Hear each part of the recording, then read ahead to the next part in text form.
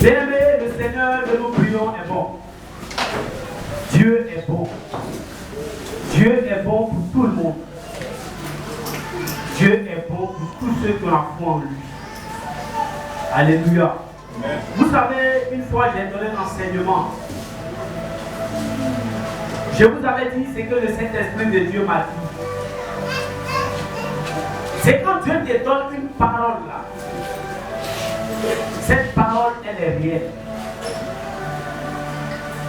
Amen. Amen. Quand Dieu te donne une parole, cette parole, elle est réelle. La sémence, le diable Zorobabel que vous connaissez ici, il est allé travailler dans une entreprise. Et il a trouvé des personnes là-bas. Il a trouvé des personnes là-bas. J'ai donné l'enseignement. Il y a des choses pour lesquelles on ne prie pas. Hier, je posais avec une il y a des choses pour lesquelles on ne prie pas. Un homme qui a sémé là, il n'a pas besoin de prier pour que ça pousse.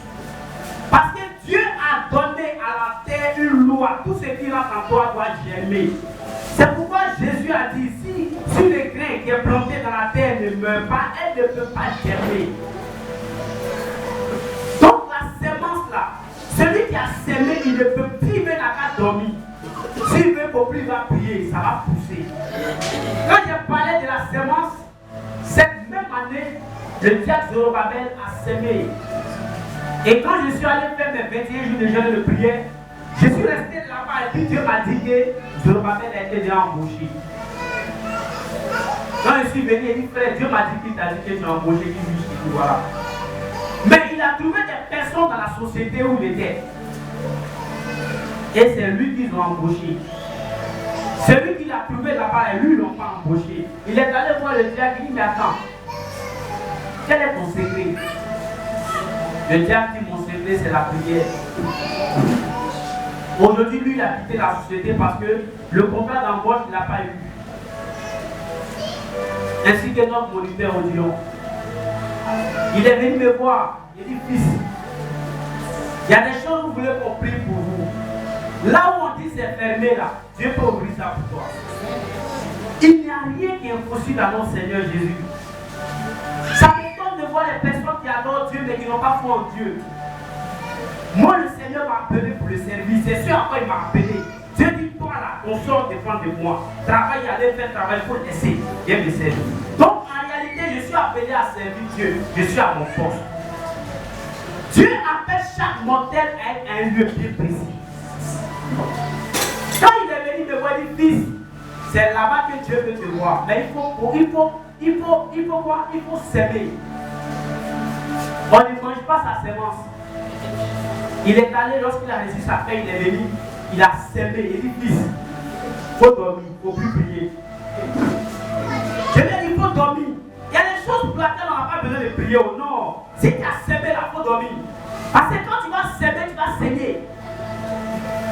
Aujourd'hui, lui-même vient de dans son témoignage qu'il est embauché.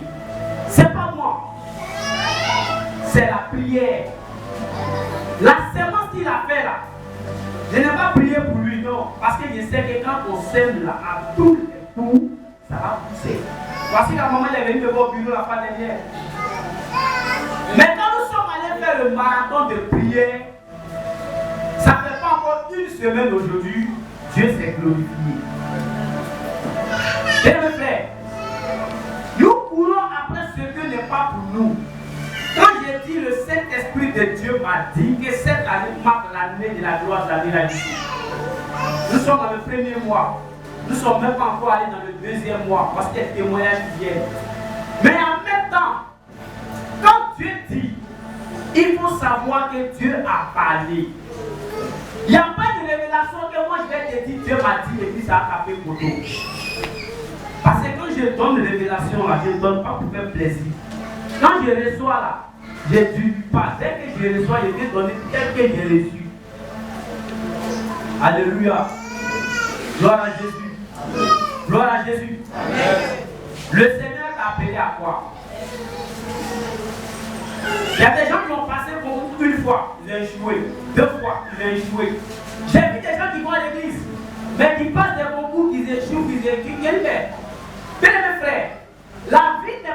guérir, quel concours tu veux passer?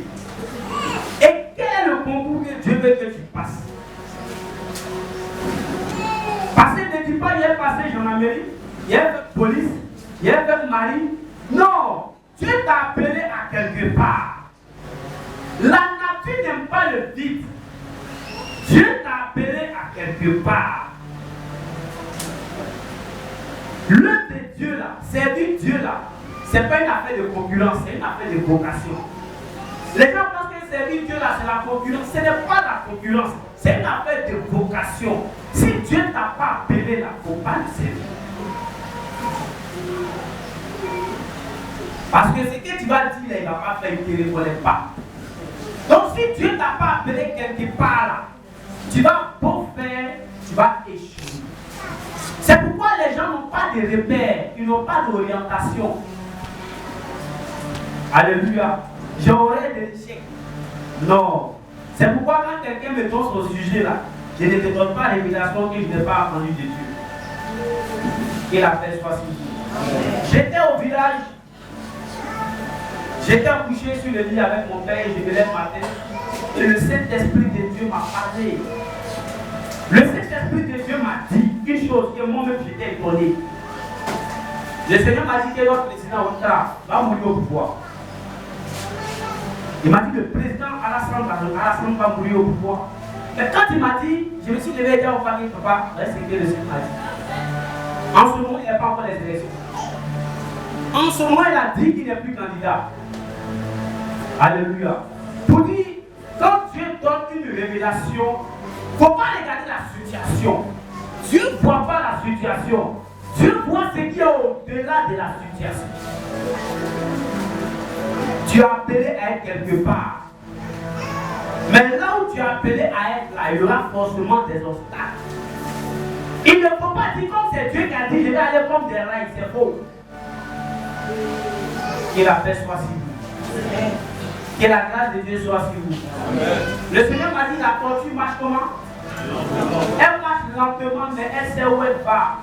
Ce matin, Dieu est en train de me dire une chose. Dieu m'a dit quoi? Le Seigneur m'a dit, celui qui va doucement arrive. Celui qui est pressé, Dieu qui va arriver, mais il commet beaucoup d'erreurs. Allons doucement. Allons doucement. Quand tu demandes quelque chose à Dieu, il faut attendre la réponse. Aujourd'hui, pourquoi les gens ne sont pas exaucés? Les gens ne connaissent pas Dieu. Ils croient que Dieu là, quand il est venu aujourd'hui matin, à midi, il te répond non.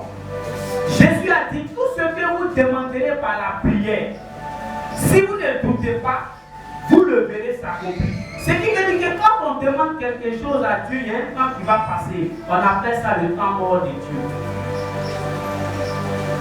Alléluia. Gloire à Jésus. Amen. Gloire à Jésus. Amen. Le thème du dimanche passé, qu'est-ce qu'on avait dit? Qu'est-ce qu'on avait dit? Les offrandes, le thème c'est quoi? Les offrandes qui poussent Dieu à faire quoi? À t'exaucer. Le diable sur Babel est venu, je me souviens de ce temps, il a pris son salaire. C'était tout son salaire, non? Il a pris tout son salaire. Il est venu te poser. Seigneur, il vient t'embaucher.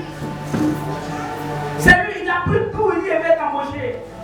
Je me rappelle la femme du prophète David. On l'a payé à 50 000 francs. Elle dit non, Seigneur, c'est pas normal. Parce que le Satan veut manger ta sémence. Elle dit c'est pas normal. On lui a payé son salaire 50 000 francs. Elle dit non, Seigneur, c'est pas normal. Elle est venue poser son action. Mais aujourd'hui, je ne vous dirai pas son salaire. Elle allait, Dieu a triplé, il a quadruplé le salaire. Mais pourquoi? C'est les offrandes qui font quoi? Qui poussent Dieu à te répondre. Qui poussent Dieu à venir vers toi. La pauvreté n'est pas de Dieu. La pauvreté n'est pas de Dieu. Nous sommes appelés à vivre la gloire de Dieu et non pas à voir la gloire de Dieu. Tu es appelé à vivre la gloire de ton Dieu. Tu n'es pas appelé à voir la gloire de ton Dieu. Dis à ton frère qui est à côté que Jésus bénit. Dis à ton frère que Jésus rend prospère. Dis à ton frère que Jésus élève.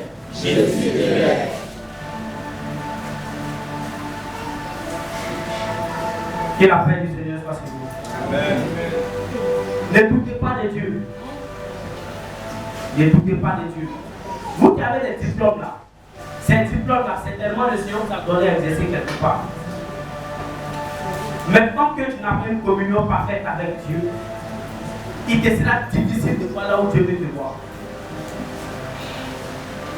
Tant que tu n'as pas une communion parfaite avec Dieu, il te sera difficile.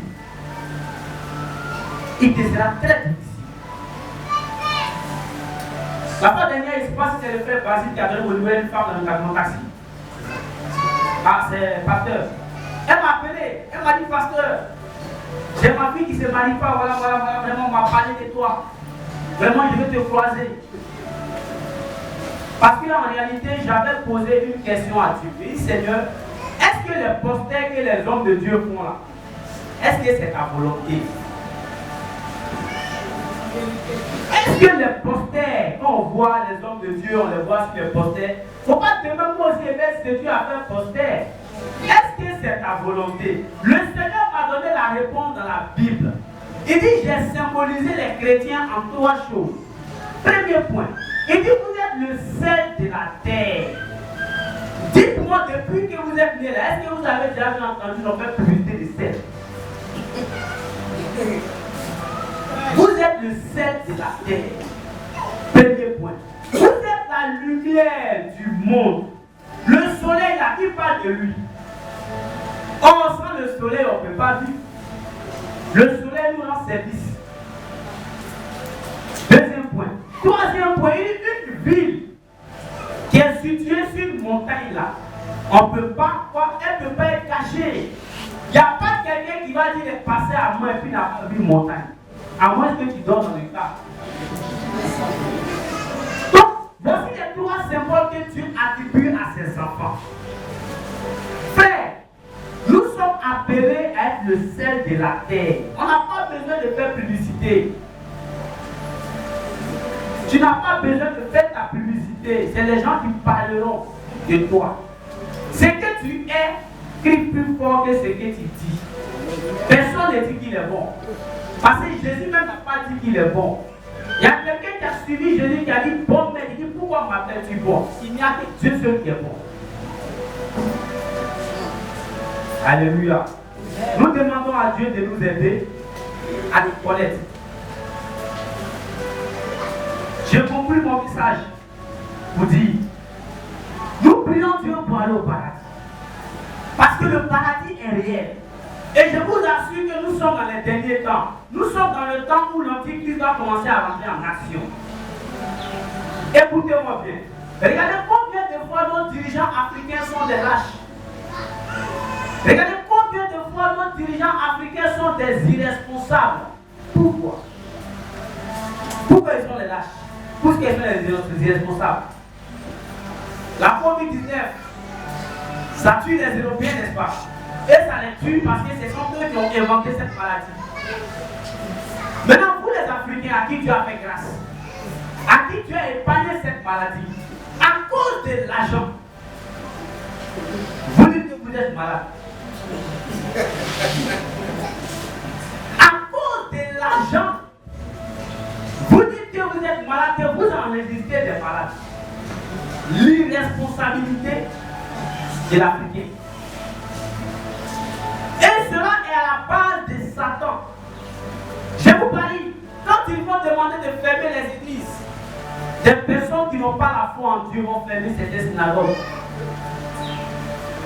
Beaucoup parmi vous vont plus venir à l'église parce qu'on dit qu'il y a COVID-19. Alléluia. Je demande que nous sommes dans les derniers temps et le Satan travaille beaucoup.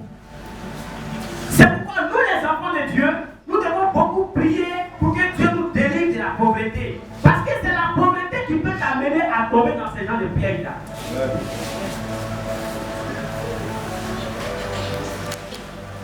Gloire à Jésus. Il faut refuser la pauvreté. Et c'est ce que nous enseignons ici. Et c'est ce que nous vous disons depuis le début du mois de janvier. Ce matin, je vais donner un petit message. Et le thème qu'on va intituler, c'est la dîme. La dîme. Les gens disent que non, la dîme, c'est la loi, la dîme, on ne paye plus la dîme. Frère, il y a ce qu'on te dit et puis il y a ce que Dieu te dit. Quand j'ai commencé mon ministère, j'ai dit qu'on ne paye plus de dîme. Le pasteur Mathieu est là. Et au début, nous ne payons pas dîme. Je vous assure, c'est le Saint-Esprit de Dieu qui m'a dit, Béni, il faut donner la dîme. Béni, il faut payer la dîme. Je suis revenu devant le peuple de Dieu pour dire, mes frères, excusez-moi, je me suis trompé. Dieu m'a dit, il faut qu'on paye la dîme. Parce que la dîme n'a pas commencé dans la loi. La dîme a été avant la loi. On va prendre la Bible. Alléluia. On va prendre Genèse chapitre 14. À partir du verset 18, vous êtes arrivé à faire la lecture. Genèse 14, verset 18 à 20.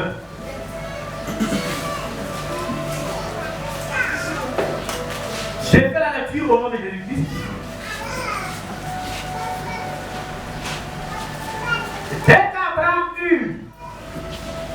Dès qu'Abraham eut appris que son frère avait été fait prisonnier, Genèse 14, verset 18 à 20. Vous êtes arrivés? Melchisedec, roi de Salem, fit apporter du pain et du vin. Il était sacrificateur du Dieu très haut.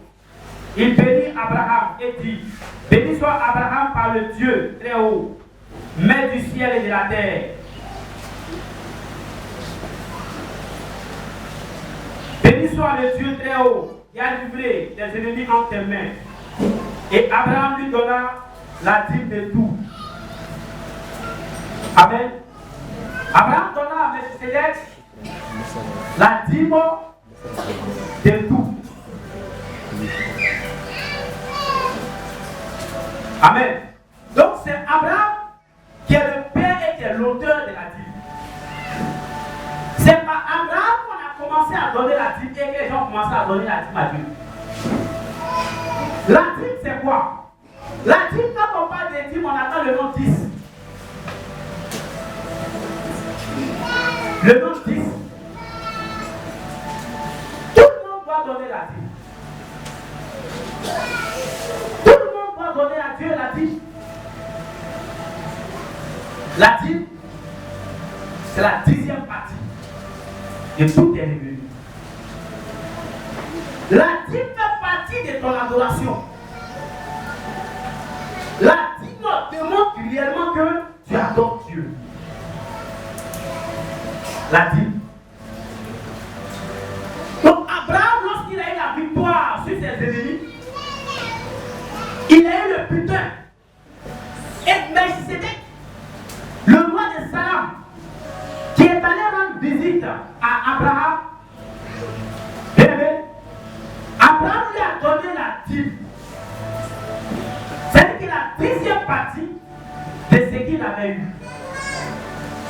Et Melchisedec a béni Abraham. Amen. Donc la dîme là, on donne ça à Dieu par quelqu'un. Aujourd'hui, beaucoup de personnes disent non, on ne va plus donner dîme. Non, mes frères, quand tu ne donnes pas la dîme là, la dîme représente le feu dans tes économies. La dîme représente le feu dans tes économies.